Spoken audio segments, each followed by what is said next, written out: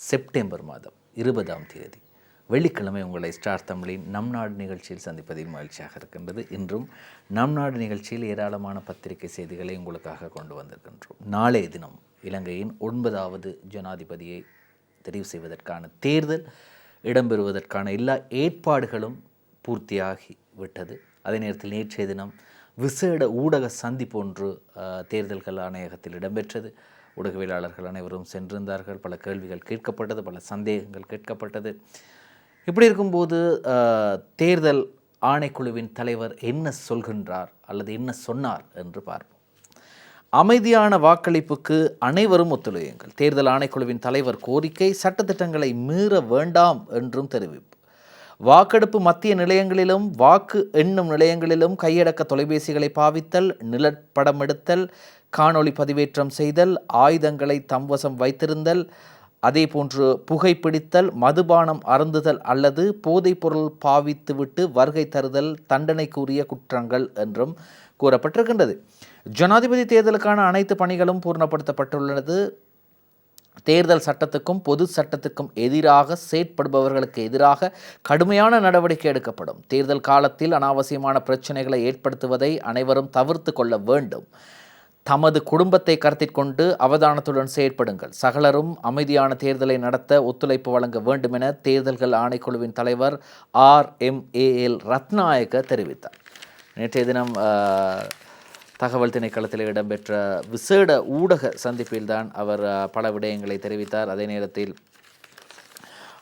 எவ்வாறு வாக்காளர்கள் தேர்தல் நேரத்தில் நடந்து கொள்ள வேண்டும், எப்படி வாக்கு எண்ணப்பட போகின்றது, எந்தெந்த வாக்களிப்பு நிலையங்களில் வாக்கு எண்ணப்பட போகின்றது போன்ற பல விடயங்களை அவர் கூறியிருந்தார்.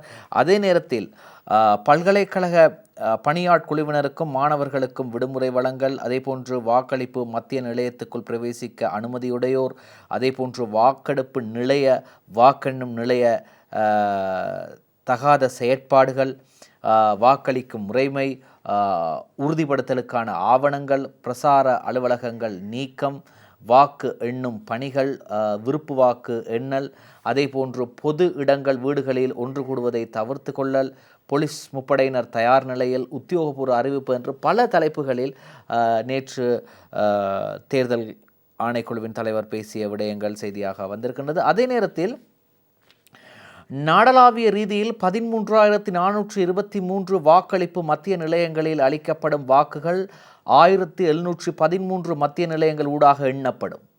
நாளை சனிக்கிழமை பிற்பகல் 4:15 மணிக்கு தபால் மூல வாக்குகள் எண்ணப்படும். தபால் மூல வாக்குகள் எண்ணப்படும் போது ஒரு வேட்பாளர் சார்பில் அவரது 2 பிரதிநிதிகளும், ஏனைய வாக்குகள் எண்ணப்படும் போது ஒரு வேட்பாளர் சார்பில் அவரது 5 பிரதிநிதிகளும் வாக்கு எண்ணும் மத்திய நிலையத்திற்கு வருகை தர முடியும். வாக்கு எண்ணும் மத்திய நிலையத்தில் தொலைபேசிகளை பாவிப்பது முற்றாக தடை செய்யப்பட்டுள்ளது. விருப்பு வாக்கு எண்ணல் என்ற ஒரு தலைப்பின் கீழான ஒரு செய்தியை பார்க்கலாம். தேர்தலில் 50% அதிகமான வாக்கை எவரேனும் வேட்பாளர் பெறாத சந்தர்ப்பத்தில் விருப்பு வாக்குகள் எண்ணப்படும். கடந்த காலங்களில் இவ்வாறான நிலைமை ஏற்படவில்லை. இம்முறை விருப்ப வாக்குகளை எண்ணும் சாத்தியம் காணப்படுவதாகவும் அவர் தெரிவித்திருக்கின்றார். 50.1 என்ற வாக்கை பெறாத வேட்பாளர் யாராக இருந்தாலும், அதாவது முதலாவது வரக்கூடிய வேட்பாளர் 50.1 வாக்கை பெறாவிட்டால் மீண்டும் விருப்பு வாக்கு எண்ணப்படும். எனவே விருப்பு வாக்கு எண்ணப்படும் போது இந்த முதல் 2 வேட்பாளர்கள் மாத்திரமே போட்டியில் இருப்பார்கள். மற்றவர்கள் போட்டியிலிருந்து விலக்கப்பட்டவர்களாக அல்லது போட்டியிலிருந்து வெளியேற்றப்பட்டவர்களாக கருதப்படுவார்கள். எனவே முதலாவது அதிகமான வாக்குகளை பெற்றிருப்பவருக்கு 2வது, அதே போன்று 3வது, 4வது வேட்பாளர்களுக்கு கிடைத்த வாக்குகளில் யார் முதலாவது 2வது பேருக்கு விருப்ப வாக்குகளை அளித்திருக்கின்றார்களோ அவர்களது வாக்குகளும் சேர்த்து கொள்ளப்படும் என்றும் கூறப்படுகின்றது. சரி, இப்படி இருக்கும்போது பதாதைகள், சுவரொட்டிகள் அகற்றப்பட்டு வருகிறது. நேற்றைய தினமும் நாம் அவதானித்தோம், இன்று காலையும் அவதானித்தோம். அதாவது பல இடங்களில் ஒட்டப்பட்டிருக்கக்கூடிய சுவரொட்டிகள் போலீசாரால் அகற்றப்பட்டு வருகிறது. செய்தி வெளியாகின்றது புகைப்படமாக வீரகேசரி பத்திரிகையிலே. ஜனாதிபதி தேர்தல் பிரசாரங்களுக்கான கால அவகாசம் நிறைவடைந்துள்ள நிலையில் ஜனாதிபதி வேட்பாளர்களின் பதாதைகள் சுவரொட்டிகள் நேற்று முன்தினம் நள்ளிரவு முதல் போலீசாரினால் அகற்றப்பட்டன. கொழும்பில் சுவரொட்டிகளை அகற்றிய போது எடுத்த படம் சுஜீவகுமாரின் படம் வெளியாகி இருக்கின்றது வீரகேசரி பத்திரிகையில். இப்படி இருக்கும்போது 17.5 பில்லியன் தனியார் கடன்களை மறுசீரமைப்பதற்கு இணக்கம். சர்வதேச வர்த்தக கடன் வழங்குநர்களுடன் எட்டப்பட்ட உடன்பாடு தொடர்பான செய்தி வெளியாகி இருக்கின்றது. சர்வதேச நாணய நிதியத்தின் விரிவாக்கப்பட்ட நிதி வசதி செயற்திட்டத்தின் கீழ் விதிக்கப்பட்ட நிபந்தனைகளின் படி சுமார் 17.5 பில்லியன் டாலர் தனியார் கடன்களை மறுசீரமைப்பதற்கு சர்வதேச வர்த்தக கடன் வழங்குநர்களுடன் இணக்கப்பாடு எட்டப்பட்டுள்ளது. தனியார் பிணைமுறி கடன் வழங்குநர்களுடன் 12.5 பில்லியன் டாலர்களையும் சீன அபிவிருத்தி வங்கியுடன் 3.3 பில்லியன் டாலர் பெறுமதியான கடன்களையும் மறுசீரமைப்பதற்கான இணக்கப்பாடு இலங்கையால் எட்டப்பட்டுள்ளது. சீன எக்ஸிம் வங்கி, உத்தியோகபூர்வ வழங்குநர்கள் குழு, அதேபோன்று வர்த்தக கடன் வழங்குநர்கள், அதேபோன்று சர்வதேச பிணைமொழிதாரர்கள் ஆகியோருடன் ஏற்கனவே எட்டப்பட்ட இணக்கப்பாடுகளின் மூலம் இலங்கையால் சுமார் 40% நிவாரணத்தை பெற முடியும் என அறிவிக்கப்பட்டுள்ளது. இதன் மூலம் வட்டி வீதங்களை குறைப்பதற்கும் நாட்டின் நிதியியல் கட்டமைப்பை உறுதிப்படுத்துவதற்கும் முடியும் என ஜனாதிபதி செயலகம் தெரிவித்துள்ளது. எது எப்படியோ 17.5 பில்லியன் டாலர் தனியார் கடன்களை மறுசீரமைப்பதற்கு இணக்கம் காணப்பட்டது. சரி, அது ஒரு பக்கம் இருக்கட்டும். இப்போ சிலர் நினைப்பாங்க, ரைட்டு, நாளைக்கு எங்களுடைய நண்பர்களோடு சேர்ந்து பொது இடங்களிலே ஒன்று கூடுவோம், இந்த தேர்தலை பற்றி பேசுவோம், களியாட்டங்களை நடத்துவோம், அல்லது நாளை எங்களுக்கு தேர்தல் முடிவுகளை வெளியிலே பிரம்மாண்ட திரையிலே நாங்கள் போட்டு பார்ப்போம். இவற்றுக்கெல்லாம் தடை விதிக்கப்பட்டிருக்கிறது. பொது இடங்களில் ஒன்று கூடல், களியாட்டங்களில் ஈடுபடுதலுக்கு தடை. போலீஸ் ஊடக பேச்சாளர் நிஹால் தல்துவ தெரிவிக்கிறார். நியாயமானதும் சுதந்திரமானதுமான முறையில் ஜனாதிபதி தேர்தலை நடத்த முழுமையான ஒத்துழைப்பை வழங்குவோம். தேசிய பாதுகாப்பு சட்டம் மற்றும் ஒழுங்குக்கு பாதிப்பு ஏற்படும் வகையில் செயற்படுவதை பொதுமக்கள் தவிர்த்து கொள்ள வேண்டும். பொது இடங்களில் ஒன்று கூடுவதும் களியாட்டங்களில் ஈடுபடுவதும் முற்றாக தடை செய்யப்பட்டுள்ளது. சிறந்த முறையில் தேர்தலை நடத்துவதற்கு அனைவரும் ஒத்துழைப்பு வழங்க வேண்டும் என போலீஸ் ஊடக பேச்சாளரும் பிரதி போலீஸ் மாதிபருமாகிய நிஹால் தல்துவ தெரிவிக்கிறார். ஜனாதிபதி தேர்தலுக்கான தேர்தல் பிரசார கூட்டங்கள் நேற்று முன்தினம் புதன்கிழமை நள்ளிரவுடன் நிறைவுக்கு வந்தன. இந்நிலையில் தேர்தல் பிரசார காலப்பகுதியில் நாடளாவிய ரீதியில் 449 தேர்தல் முறைப்பாடுகள் கிடைக்கப்பெற்றுள்ளன. 309 முறைப்பாடுகள் தேர்தல் விதிமுறை மீறலாகும். அத்துடன் முறைப்பாடுகளுடன் தொடர்புடைய 108 பேர் கைது செய்யப்பட்டிருக்கிறாங்க. நாடளாவிய ரீதியில் 3083 போலீஸ் நடமாடும் சேவை நிலையங்கள் ஸ்தாபிக்கப்பட்டுள்ளதுடன் இதற்காக 12,400 போலீஸ் உத்தியோகத்தர்கள் கடமையில் ஈடுபடுத்தப்பட்டுள்ளார்கள். எனவே கிட்டத்தட்ட 63,000 போலீசார் முற்றுமுழுதாக கடமையில் ஈடுபடுத்தப்பட்டிருப்பதாக அறிய முடிகிறது. சரி, இப்படி இருக்கும்போது வாக்குச்சீட்டு வர இல்லை. நான் வாக்குச்சீட்டை எடுக்க போனோம். ஆனால் அங்கேயும் சொல்கிறாங்க, தேடி பார்க்குறதுக்கு அவ்வளோ கஷ்டமாக இருக்கின்றது சில தபால் நிலையங்கள். அப்போ தபால் நிலையங்களுக்கு போகவும் வசதி இல்லை, கொஞ்சம் பிரச்சனையாக இருக்குது. அப்படின்னா நாங்கள் என்ன செய்கிறது? தபால் அட்டை, அது மன்னிக்கவும், வாக்காளர் அட்டை இல்லாமல் எப்படி நாங்கள் வாக்களிக்கிறது? பெரிய ஒரு கேள்வியாக இருக்குது. பதில் சொல்கிறாங்க. சமன் ஸ்ரீ ரத்நாயக்க தேர்தல் ஆணையாளர் சொல்கிறார், பார்க்கலாம். வாக்குச்சீட்டு இல்லாமலும் வாக்களிக்கலாம். தேர்தல்கள் ஆணையாளர் நாயகம் சமன் ஸ்ரீ ரத்நாயக்க. வேட்பாளர் பெயர் பட்டியலில் தமது பெயர் உள்ளடக்கப்பட்டிருக்குமாயின், பாருங்கள், இது ஒரு எவ்வளோ பெரிய ஒரு அச்சுப்பிழை இடம்பெற்றிருக்கின்றது. வாக்காளர் பெயர் பட்டியலில் தமது பெயர் உள்ளடக்கப்பட்டிருக்குமாயின் என்று வரவேண்டிய இடத்தில் வேட்பாளர் பெயர் பட்டியலில் தமது பெயர் உள்ளடக்கப்பட்டிருக்குமாயின் என்று வந்திருக்கின்றது. அதாவது வாக்காளர் பெயர் பட்டியலில் தமது பெயர் உள்ளடக்கப்பட்டிருக்குமாயின் வாக்குச்சீட்டு இல்லாமலும் வாக்களிக்க முடியும். அசௌகரியங்களை தடுப்பதற்காகவே உறுதிப்படுத்தப்பட்ட வாக்குச்சீட்டுகள் வழங்கப்படுகின்றன. ஆகவே இயலுமான வரை வாக்குச்சீட்டுடன் வாக்களிக்க செல்லுங்கள் என தேர்தல் ஆணையாளர் நாயகம் சமன் ஸ்ரீ ரத்நாயக்க தெரிவித்தார். அதே நேரத்தில் வாக்குச்சீட்டு இல்லாமல் எப்படி வாக்களிப்பது என்ற கேள்விக்கும் அவர் பதிலளித்திருக்கிறார். ஜனாதிபதி தேர்தல் வாக்கெடுப்பு மற்றும் முடிவுகள் வெளியிடல் உட்பட சட்டம் மற்றும் ஒழுங்கை பாதுகாப்பது உள்ளிட்ட இன்றியமையாத பணிகளுக்கு ஊடகங்களின் ஒத்துழைப்பு எதிர்பார்க்கின்றோம். சமூக ஊடகங்கள் பொறுப்புடன் செயற்பட வேண்டும் என்பதையும் வலியுறுத்துகின்றோம். வாக்குச்சீட்டு இல்லாமல் வாக்களிக்க செல்லுமாறு குறிப்பிடவில்லை. வாக்குச்சீட்டு இல்லாத சந்தர்ப்பத்திலும் வாக்களிக்க முடியும் என்பதற்காகவே இதனை குறிப்பிடுகின்றோம். வாக்குச்சீட்டு இல்லாமல் வாக்களிக்க செல்லும் போது வாக்களிப்பு மத்திய நிலையத்தில் ஏதேனும் அசௌகரியங்களை வாக்காளரும் சேவையில் உள்ள உத்தியோகத்தர்களும் எதிர்கொள்ள முடியும். ஆகவே இயலுமானவரை வாக்குச்சீட்டுடன் வாக்களிக்க செல்லுங்கள் என்று சொல்கின்றார். இல்லாவிட்டால், அப்படி இக்கட்டான சூழ்நிலையில் உங்களுக்கு வாக்குச்சீட்டு இல்லாவிட்டால் உங்களை அடையாளப்படுத்தக்கூடிய தேசிய அடையாள அட்டை, கடவுச்சீட்டு அல்லது சாரதி அனுமதி பத்திரம், இது மட்டும் இல்லாமல் நேற்று 9 அடையாளப்படுத்தக்கூடிய ஆவணங்கள் கூறப்பட்டது. பார்க்கலாம். காலை 7 மணி முதல் 4 மணி வரை வாக்களிப்பதற்கு கால அவகாசம் வழங்கப்பட்டுள்ளது. வாக்களிப்புக்கு செல்பவர்கள் வாக்குச்சீட்டுடன் தேசிய அடையாள அட்டையை கொண்டு செல்ல வேண்டும். தேசிய அடையாள அட்டை இல்லாத விடத்து தமது ஆளடையாளத்தை உறுதிப்படுத்துவதற்காக வெளிநாட்டு கடவுச்சீட்டு, வாகன சாரதி அனுமதி பத்திரம், ஓய்வூதிய அடையாள அட்டை, சிரேஷ்ட பிரஜைகள் அடையாள அட்டை, அதே போன்று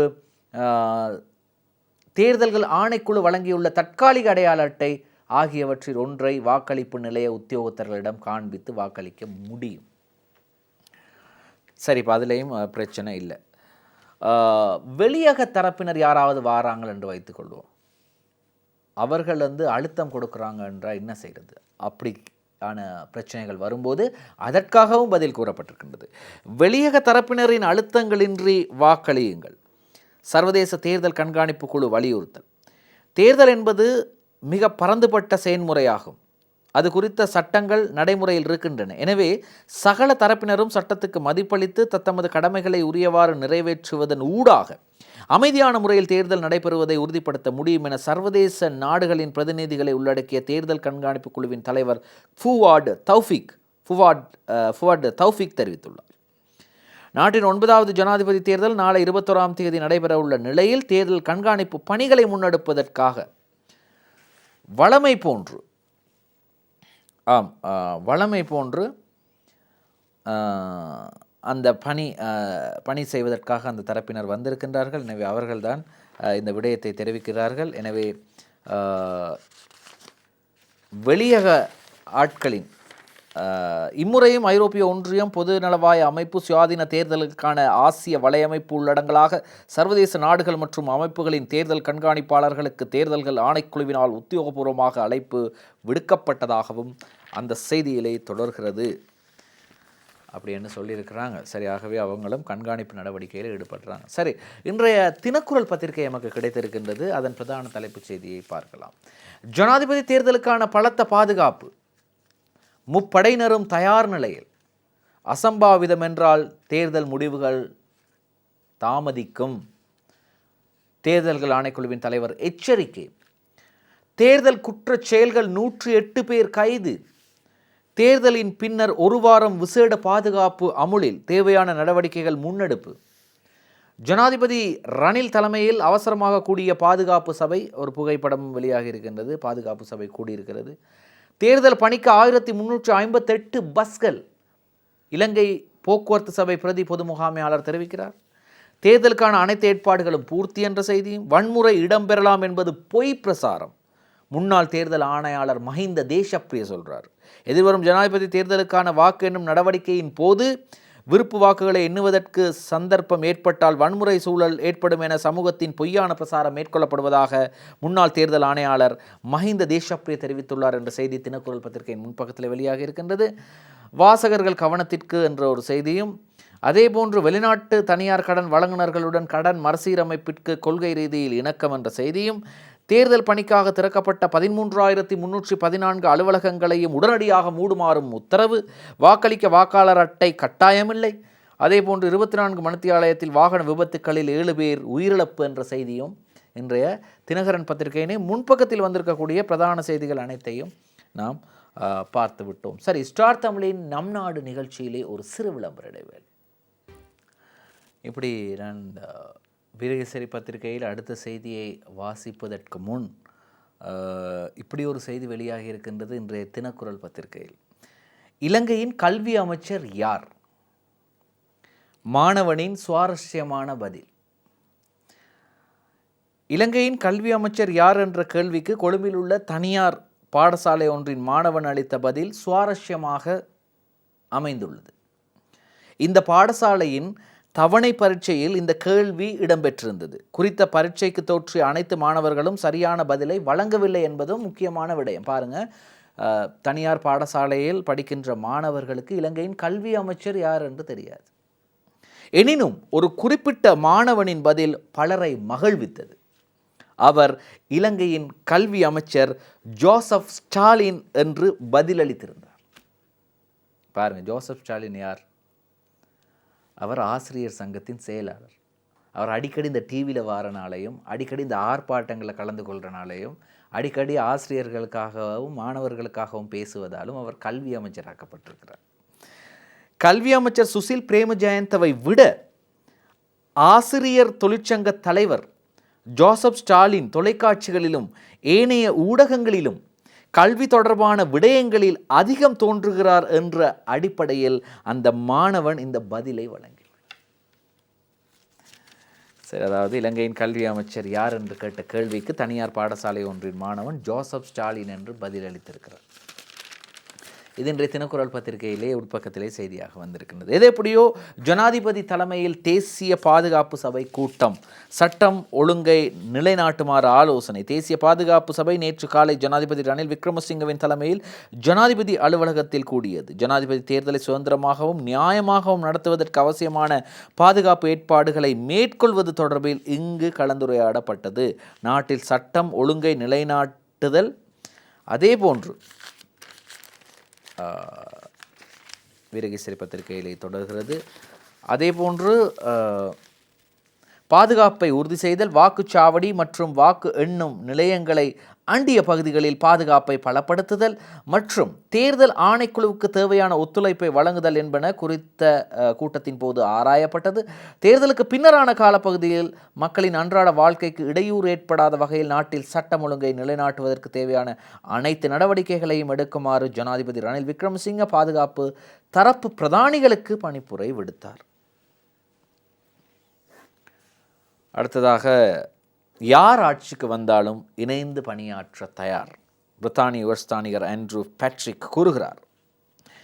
எந்த அரசாங்கம் ஆட்சிக்கு வந்தாலும் அவர்களுடன் இணைந்து பணியாற்றுவதற்கு பிரித்தானியா தயாராக உள்ளது என்று இலங்கைக்கான பிரித்தானிய உயர்ஸ்தானிகர் ஆண்ட்ரூ பேட்ரிக் தெரிவித்துள்ளார். தேசிய தமிழ் பத்திரிகைகளின் ஆசிரியர்களை நேற்று சந்தித்து கலந்துரையாடிய அவர் கூறுகையில், ஜனாதிபதி தேர்தலை அடுத்து எந்த அரசாங்கம் ஆட்சிக்கு வந்தாலும் அவர்களுடன் இணைந்து பணியாற்றுவதற்கு நாம் தயாராக உள்ளோம் என்றும் அவர் தெரிவித்திருக்கிறார். யார் வந்தாலும் நாங்கள் தயாராக அவர்களுடன் சேர்ந்து பணியாற்றுவோம், அதிலே எந்த பிரச்சனையும் இல்லை என்றும் தெரிவித்திருக்கிறார். கேலியர் ரம்புக்வெல்ல அவர்கள் தற்போது பிணையிலே விடுவிக்கப்பட்டிருக்கின்றார். முன்னாள் சுகாதாரத்துறை அமைச்சர் தரமற்ற மருந்து கொள்வனவினால் அவர் கைது செய்யப்பட்டு தற்போது பிணையிலே விடுவிக்கப்பட்டிருக்கின்றார். அவரது மகனின் 2 சொகுசு வீடுகளை பயன்படுத்த தடை விதிக்கப்பட்டிருக்கிறது. முன்னாள் சுகாதார அமைச்சர் கேலியர் ரம்புக்வெல்லவின் மகன் ரமித் ரம்புக்வெல்லவுக்கு சொந்தமானது என கூறப்படும் 2 சொகுசு வீடுகளை பயன்படுத்துவதை தடை செய்து கொழும்பு மேல் நீதிமன்றம் நேற்று உத்தரவு பிறப்பித்துள்ளது. கொழும்பு மேல் நீதிமன்ற நீதிபதி மஞ்சுள திலகரட்ன இந்த உத்தரவை பிறப்பித்தார் என்ற செய்தி வந்திருக்கின்றது. அதே போன்று உங்களுக்கு தெரியும், நாட்டில் தேர்தல் ஒன்று நடைபெறும் என்றால் நிறைய பாடசாலைகள் தேர்தலுக்காக பயன்படுத்தப்படும். வாக்களிப்பு நிலையங்களாகவும் வாக்கு எண்ணும் நிலையங்களாகவும் பயன்படுத்தப்படும். அதே போன்று போலீஸாருக்கு அல்லது வேறு பிரதேசத்திலிருந்து வரக்கூடிய போலீஸார்களை தங்க வைப்பதற்கு இடமும் தேவைப்படும். இப்படி பல பிரச்சனைகளுக்காக பாடசாலைகள் பயன்படுத்தப்படுவது வழக்கம். ஆகவே இன்றும் மாணவர்களுக்கு படிப்பு இல்லை. பாடசாலைகளுக்கு இன்று விடுமுறை. ஜனாதிபதி தேர்தலை முன்னிட்டு இன்று வெள்ளிக்கிழமை நாடளாவிய ரீதியில் உள்ள சகல பாடசாலைகளுக்கும் விடுமுறை வழங்கப்பட்டுள்ளது. தேர்தல்கள் ஆணைக்குழுவின் தலைவரால் கடந்த 9ஆம் தேதி விடுக்கப்பட்ட கோரிக்கையை இவ்வாறு விடுமுறை வழங்கப்பட்டுள்ளதாக, கோரிக்கைக்கு அமைய விடுமுறை வழங்கப்பட்டுள்ளதாக கல்வி அமைச்சு தெரிவித்துள்ளது. மீண்டும் எதிர்வரும் 23ஆம் தேதி திங்கட்கிழமை பாடசாலைகள் ஆரம்பமாகும் என கல்வி அமைச்சு மேலும் தெரிவித்துள்ளது. சரி, இப்படி இருக்கும்போது அண்மையில் ஒரு நிகழ்வு இடம்பெற்றது. இந்த மலையக கல்வி அபிவிருத்தி மன்றத்தின் பொறுப்புகள், அதாவது பணியேற்பு நிகழ்வு இடம்பெற்றது. அதன் போது எடுக்கப்பட்ட புகைப்படங்கள் வெளியாக இருக்கின்றது. அதையும் நாங்கள் பார்க்கலாம் இன்றைய வீரகேசரி பத்திரிகையில். மலையக கல்வி அபிவிருத்தி மன்றத்தின் 6வது நிர்வாக சபையின் பணியேற்பு விழா கடந்த சனிக்கிழமை செட்டியார் தெருவில் அமைந்துள்ள கல்யாண முருகன் மண்டபத்தில் இடம்பெற்றது. இதன் போது மன்றத்தின் புதிய தலைவராக பணியேற்று கொண்ட சிவஞானத்தின் தலைமையில் ஏனைய உறுப்பினர்கள் பதவி நிலையினர் பணியேற்று கொண்டனர். இதன் போது மன்றத்தின் போஷகர்கள் சிரேஷ்ட ஆலோசகர்களும் பங்கேற்றிருந்தனர். சுஜீவகுமாரது புகைப்படம் தான் வெளியாக இருக்கின்றது. எனவே மலையக மாணவர்களுக்கு இந்த மலையக கல்வி அபிவிருத்தி மன்றம் செய்து வரும் செயற்பாடுகள், வேலை திட்டங்கள், அதே போன்று மலையக கல்வி அபிவிருத்திக்காக இவர்கள் கடந்த 19 ஆண்டுகளாக செயற்பட்டு வரும் விதம், இவை அனைத்தும் தொடர்பாக ஒரு நேர்காணல் ஃபேஸ் டு ஃபேஸ் நிகழ்ச்சி எதிர்வரும் ஞாயிறு இரவு 7:30க்கு ஸ்டார் தமிழ் தொலைக்காட்சியில் இடம்பெற இருக்கின்றது. எனவே பாருங்கள். மலையகம் என்று சொன்னால் அவர்களிடம் கேள்வி கேட்டபோதுதான் நமக்கு தெரிய வந்தது, மலையகம் மட்டுமல்ல நாடளாவிய ரீதியில் உள்ள அனைத்து பாடசாலைகளுக்கும் உதவி செய்து வருகின்றார்கள். குறிப்பாக கொழும்பு நகரத்தில் இருக்கக்கூடிய ஏராளமான பாடசாலைகள் அவர்களது உதவிகளை பெற்று வருகிறது. அவர்கள் தொடர்ந்தும் உதவிகளை வழங்கவும் தயாராக இருக்கின்றார்கள். சரி, இப்படி இருக்கும்போது இன்றைய தினகரன் பத்திரிகையில் வெளியாகிய செய்திகளை பார்க்கலாம். வெளிநாட்டு தனியார் கடன் வழங்குனருடன் இலங்கையின் 1750 கோடி டாலர் தனியார் வணிக கடன் மறுசீரமைப்புக்கு இணக்கம் என்ற செய்தியும், வாக்களிப்பு ஏற்பாடுகள் அனைத்தும் பூர்த்தி என்ற செய்தியும், தேர்தலுக்கு பின்னர் மக்களின் இயல்பு வாழ்வில் எவ்வித பாதிப்பும் ஏற்படக்கூடாது பாதுகாப்பு கவுன்சிலில் ஜனாதிபதி வலியுறுத்த என்ற செய்தியும், அதேபோன்று நெடுந்தாரகை பயணிகள் படகு சேவை நேற்று முதல் ஆரம்பம் என்ற செய்தியும் வெளியாக இருக்கின்றது. அதேபோன்று கேலியவின் மகனுக்கு கொள்ளுப்பிட்டி சொகுசு வீடுகள் 2ஐயும் பயன்படுத்த தடை, கொழும்பு மேல் நீதிமன்றம் உத்தரவு, தேர்தல் வாக்களிப்பு காலங்களில் அனர்த்தங்களை எதிர்கொள்ள விசேட பிரிவு நேற்று ஆரம்பம் என்ற செய்தியும், நாட்டின் வெவ்வேறு பகுதிகளில் 3 துப்பாக்கிச்சூட்டு சம்பவங்கள், 3 பலி 2 படுகாயம், கனடாவில் 2025ஆம் ஆண்டு முதல் வெளிநாட்டு மாணவர்களுக்கான அனுமதியை கட்டுப்படுத்த திட்டம், ஜனாதிபதி தேர்தல் முடிவுகளை பொதுவெளியில் திரையிட தடை, தேர்தலுக்கான விசேட பாதுகாப்பு அமைதி உறுதிப்படுத்தப்படும் பாதுகாப்பு அமைச்சு தெரிவிப்பு, அதேபோன்று தரம் 5 புலமை பரிசில் வினாத்தாள் கசிவு விவகாரம், பரீட்சை திணைக்களத்துடன் CID விசாரணைகள் ஆரம்பம். மிக முக்கியமான விடயத்திற்கு இப்போது தான் வரப்போகின்றேன். சமூக ஊடகங்களை கண்காணிக்க தனியார் நிலையில் விசேட குழுவினர். தேர்தலுக்கு 3 நாட்களுக்கு முதல் அமைதி காலமாக 18ஆம் தேதி, அதாவது நேற்று முன்தினம் முதல் அமலுக்கு வந்தது. ஆனால் சமூக ஊடகங்களில் இன்றும் நேற்றும் கூட காணக்கூடியதாக இருக்கின்றது வேட்பாளர்களை விளம்பரப்படுத்துதல். இது தவறான விடயம். சமூக ஊடகங்களை கண்காணிக்க தயார் நிலையில் விசேட குழுவினர், தவறான பதிவுகளை அகற்ற ஏற்பாடு. எனவே பதிவுகள் இடும்போது மிக அவதானமாக இருக்க நாங்களும். எனவே இப்பொழுது நீங்கள் இருக்கக்கூடிய பகுதியிலே ஏதாவது ஒரு தேர்தல் பிரசாரங்கள், ஏதாவது ஒரு அச்சுறுத்தலான விடயங்கள் ஏதாவது நடந்தால் நாங்கள் யாருக்கு அறிவிப்பது என்பது தொடர்பாக இன்றைய வீரகேசரி பத்திரிகையிலே செய்தி வந்திருக்கின்றது. போலீஸ் ஊடக பேச்சாளர் பிரதி போலீஸ் மா அதிபர் சட்டத்தரணி நிஹால் தல்துவ தெரிவித்திருக்கிறார். அதாவது பிரசாரங்கள் அச்சுறுத்தல்கள் தொடர்பில் 119 அல்லது 118க்கு அறிவியுங்கள். ஞாபகம் இருக்குது தானே? இப்போ பெரிய ஒரு 10 இலக்கமாக இருந்தால் ஞாபகம் வைத்துக்கொள்ள எங்களுக்கு சரியான கஷ்டமாக இருக்கும். இது மிகவும் இலகுவான இலக்கங்கள். நாங்கள் அடிக்கடி சொல்லுவோமே, இந்த பக்கத்து வீட்டு சண்டை நான் 119க்கு அடிங்கண்டு, அந்த 119ம் அதே போன்று 118ம். எனவே பிரசாரங்கள் அச்சுறுத்தல்கள் தொடர்பில் 119 அல்லது 118க்கு அறிவியுங்கள் என்று போலீஸ் ஊடக பேச்சாளர் அறிவித்திருக்கிறார். எனவே அதையும் நீங்கள் ஞாபகத்தில் வைத்துக்கொள்ள வேண்டும். ஏதாவது அசம்பாவிதங்களோ அல்லது ஏதாவது பிரச்சனைகளோ புகார்களோ அச்சுறுத்தல்களோ இடம்பெற்றால் நீங்கள் அந்த இலக்கத்துக்கு தொடர்பு கொள்ளலாம். எனவே காலையிலே சென்று உங்களது ஜனநாயக கடமையை நிறைவேற்றுங்கள். அது மட்டும் இல்லாமல் வீரகேசரி பத்திரிகையிலே ஒரு சிறப்பு இந்த தேர்தல் தொடர்பான ஒரு சிறப்பு அறிவித்தல் ஒன்று வந்திருக்கின்றது. நாங்கள் அதனையும் பார்த்துவிட்டு வரலாம். காரணம் மிக முக்கியமான ஒரு அறிவிப்பு.